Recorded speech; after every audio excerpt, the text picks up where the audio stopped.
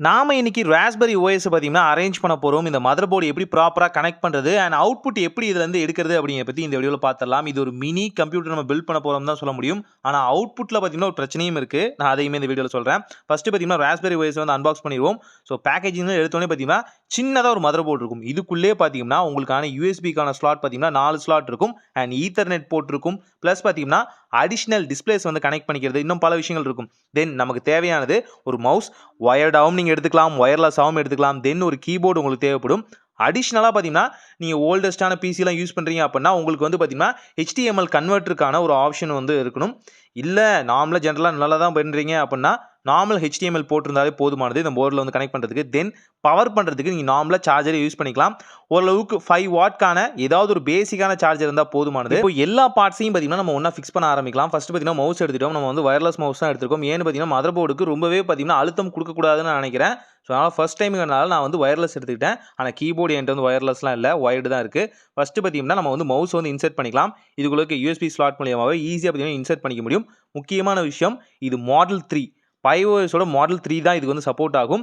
இதுக்கப்புறம் அட்வான்ஸ் வெர்ஷன்லாம் வந்திருக்கு. But friend கொடுத்தது பார்த்தீங்கன்னா இதுதான். இதில் பார்த்தீங்கன்னா கீபோர்டையும் நம்ம கனெக்ட் பண்ணியாச்சு.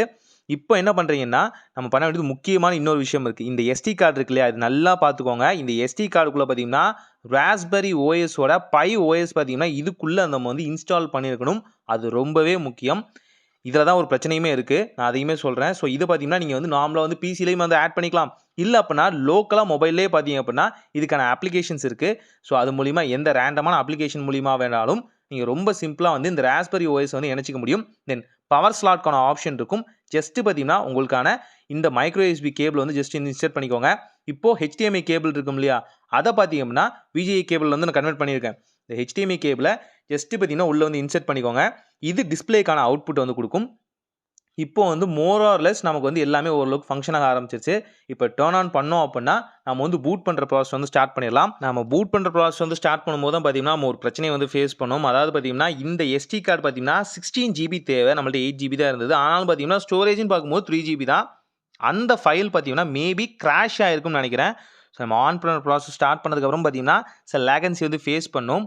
ஸோ அதோட அவுட்புட் வீடியோ நான் தனியாக மேக் பண்ண ட்ரை பண்ணுறேன். பட் பேசிக்காக பார்த்தீங்கன்னா பில்ட் பண்ணுறது நார்மலாக வந்து ராஸ்பெரி ஓஎஸ் வந்து பிசியாக பில்ட் பண்ணுறது இதுதான் பேசிக்கான ப்ராசஸ். டிஸ்பிளே உங்களுக்கு தேவை, கீபோர்டு, மவுஸு ப்ளஸ் பார்த்தீங்கன்னா பவருக்கான ஆப்ஷனு, தென் SD கார்டு. இதுதான் SD கார்டு கிராஷ் ஆனனால ஓஎஸ் உள்ள வந்து கரப்ட் ஆனனால நம்மளால் வந்து அந்த ஃபைனல் அவுட்புட்டை காமிக்க முடியல. ஸோ அதோட வீடியோ எல்லாமே ஃபிக்ஸ் பண்ணிவிட்டு கண்டிப்பாக ரொம்ப சீக்கிரமாகவே வீடியோ வந்து மேக் பண்ண ட்ரை பண்ணுறோம். ஒரு நல்ல மாற்றம் இனிதாய் நடக்கட்டும்.